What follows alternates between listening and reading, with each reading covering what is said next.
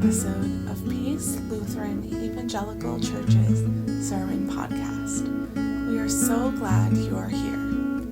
This week, Pastor Travis reflects with us on Luke 12, verses 49 through 56, where Jesus tells followers that he has come not to bring peace to earth, but division. Tune in to learn why Jesus says he'll bring division, and stay with us until the end to learn how we can apply this week's gospel reading to our own lives.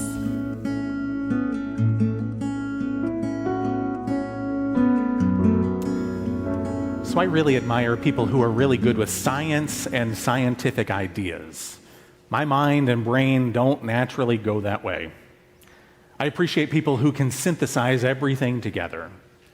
This week I've been thinking about wildlife ecologists. They do something really shocking. They intentionally set forests on fire.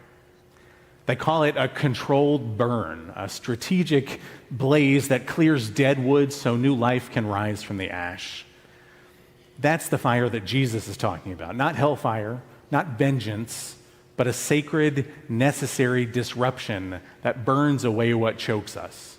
Our apathy, our complicity, our fear, even of conflict. So today, Jesus says, I came to bring fire to the earth. And friends, that fire is already burning in our families, in our churches, and in our broken world. The question is, will we let it consume us, or will we let it transform us? Jesus isn't playing with matches here. He's not harnessing his inner pyromaniac. This is God's ecology. And I want us to look at what this fire does, why it's both terrifying and necessary at the same time. Our gospel reading for today from Luke, Jesus uses three vivid images that talk about God's transformative work. First, there's the image of fire. In the Bible, I suspect that when we hear about fire, thanks to folks like Dante and his writings, we tend to think of hell or hellfire and damnation. And it's part of it, but there's also more to it than that. In verse 49, Jesus says, I came to bring fire to the earth, and how I wish it were already kindled. Now, this isn't punishment. Fire is also a form of purification in the Bible. Jesus' fire here is the kind that God has, that burns, because he and God are frustrated with the injustice and the oppression that's going on. Jesus wants to see this fire ignited because he knows what this type of purifying fire can accomplish. Second, there's the image of division. I've come to bring division, Jesus says. 5 in one household will be divided, 3 against 2, 2 against 3. They'll be divided, father against son and son against father, mother against daughter, daughter against mother, mother-in-law against her daughter-in-law, and her daughter-in-law against her mother-in-law. That one's hard to hear, isn't it? Last week, I said that Jesus was being nice in the verses that go before this. And today, Jesus is really hard to listen to. But can we see this as something that goes deeper? This isn't division for the sake of division at all. Division isn't really the goal. It's the consequence. When we confront systems of oppression, when we choose justice over comfort, then relationships that maintain what is or the status quo, all those things will fracture and crumble. And they can also burn.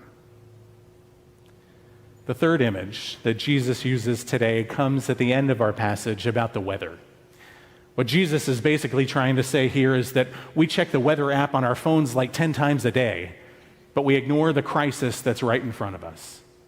We're experts at predicting rain, but we're clueless when it comes to injustice. It's like we're bringing an umbrella to a volcano.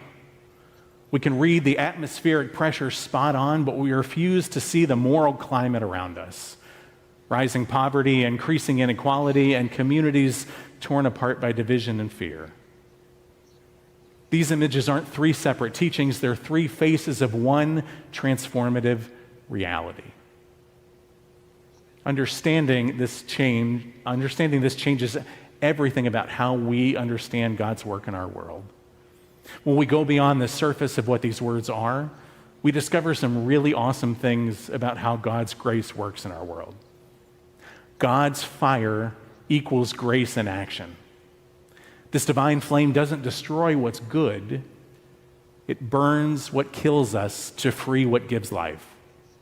It follows the same things that we talk about all the time as Christians, death and resurrection. Maybe Jesus is so urgent here because he knows that going to the cross is his end game, but it's also a slow end game. Fire burns quick, but everything leading Jesus to the cross is anything but quick. What the cross reveals to us is simply death to what destroys and life to what heals. That fire that feels like an ending, it's really just a beginning. Division is hard. There's no escaping that. It's hard when it happens in our friend groups or our families or even our faith communities. But division isn't sin when it serves injustice. Sometimes being faithful requires us to break from traditions, families, or communities that contain harm.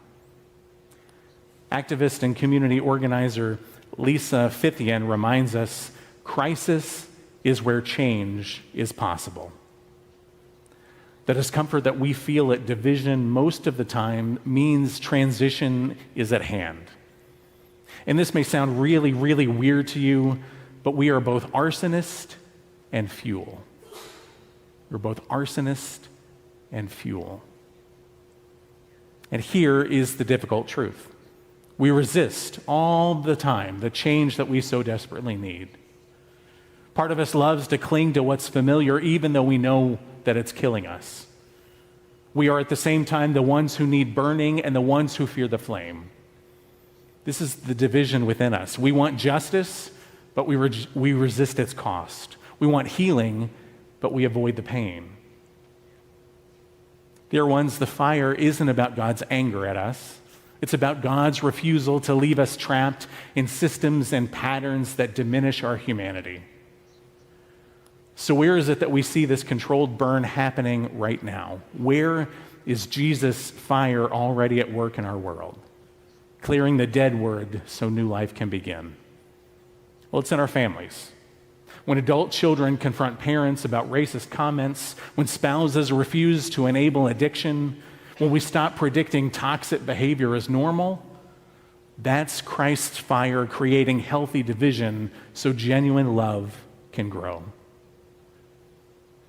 It's in our churches. When congregations wrestle with full inclusion of marginalized members, when we examine how our giving patterns reflect our values, when we move beyond charity to justice, these conversations feel divisive because they're burning away false unity to create authentic community. And it's in our society. When communities organize for affordable housing, when workers demand living wages, when citizens challenge voter suppression, this work creates conflict because it threatens systems built on inequality. But here is the grace note. This isn't about seeking conflict for its own sake. Jesus' fire burns for restoration, not disruption. We're not called to be inflammatory. We're called to refuse the idolatry of false peace, the kind of peace that serves injustice by keeping quiet about it. Now, I know that this sounds dangerous, and it is. But let me leave you with one final image that reveals why this dangerous fire is also our deepest hope. After a controlled burn, the forest floor looks devastated. Blackened stones, ash everywhere. But within weeks, the first green shoots appear, stronger than before because the fire cleared away what was choking them. And so it is with us. Jesus' fire feels dangerous. It divides us, households, challenges traditions, burns our complicity. But this is how God resurrects, not by preserving dead wood, but by igniting what is already holy within us. The fire's already burning, friends. It's burning in every act of courage that chooses justice over comfort, every moment of truth-telling over a bad relationship, standing with the vulnerable, even when it costs us something. So today, friends, let the fire fall. Let it burn away what's killing you, what's killing your community, what's killing our world.